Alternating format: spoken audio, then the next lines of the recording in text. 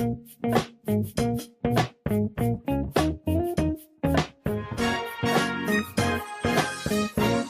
I want to talk a little bit before the show ends about this article I read in Bloomberg, hedge funds unlikely saviors for New York area homeowners. And, you know, when the housing crisis first erupted in 2008 and the government was talking about bailouts, one of the reasons that I was opposed to the bailouts, and of course there were many, but one was that I said these are bailouts not for homeowners but for banks.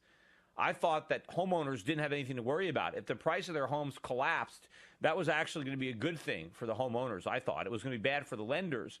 But the politicians were trying to say, oh, you know, we have to help the homeowners. We have to prop up home values. And at the time I said no.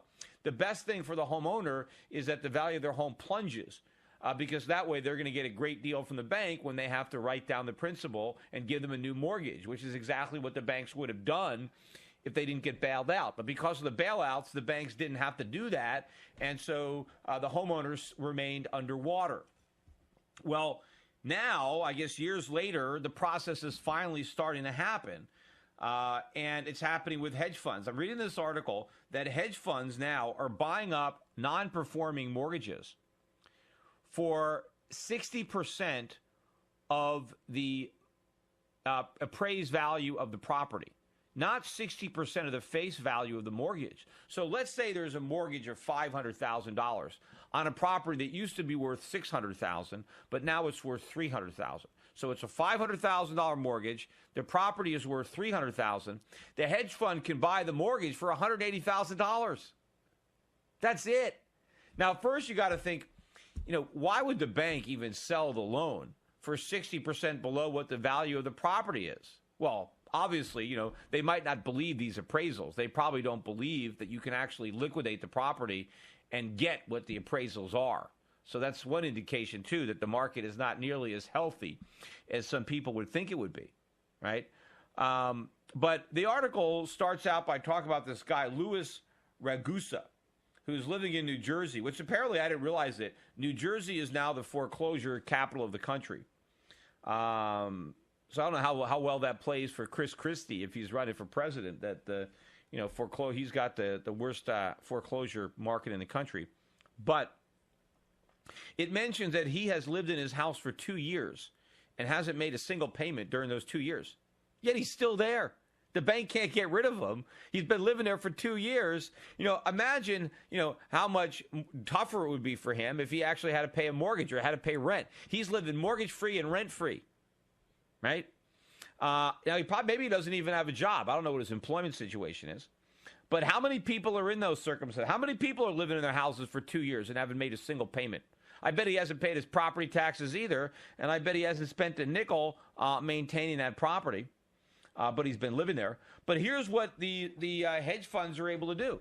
They're able to buy let's say a $500,000 mortgage for $180,000, and then they can go to the homeowner and say, hey, you haven't paid your mortgage in 2 years.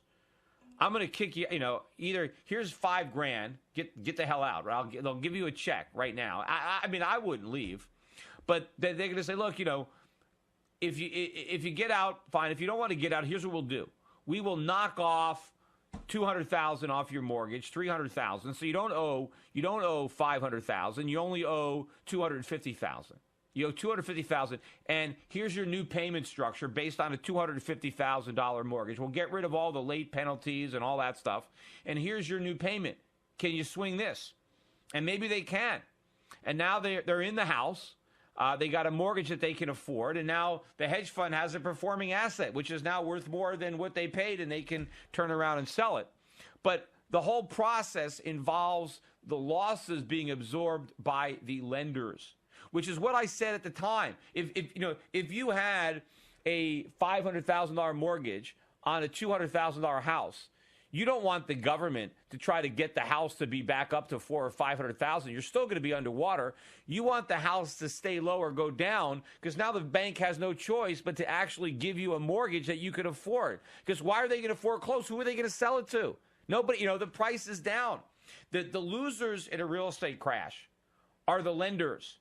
The buyers had a free put, right? Once you've exhausted your down payment, right? And a lot of people bought houses with nothing down. if you bought with nothing down, the collapse in the price helps you because it gives you leverage with the lender to reduce your principal, especially when the government said that these principal write-downs are not taxable income. In the past, if your lender wrote down the principal of your mortgage, that was taxable income to you. Whatever loan was forgiven was income. But when the government, suspended that, that's all they needed to do. We would have had a much better resolution of the housing crisis had there been no stimulus, no bailouts, had the government not done anything to help the homeowners. Most of the people who lost their homes to foreclosure would still have their homes. It's just that they would have much lower mortgages, and it would have been the banks that would have lost the money. But because of all the bailouts and stimulus, the banks got bailed out. But, they never say that we're trying to save the lenders or trying to save the banks. They always pretend that it's about the homeowner, but it was never about the homeowner. It was always about the financial institutions. Homeowners would have been served better in a free market, just like this guy, Louis Ragusa. He couldn't get anywhere with the bank, but now the bank is forced to sell the mortgage at a loss, and now all of a sudden, maybe he gets a lower mortgage and he can afford his house.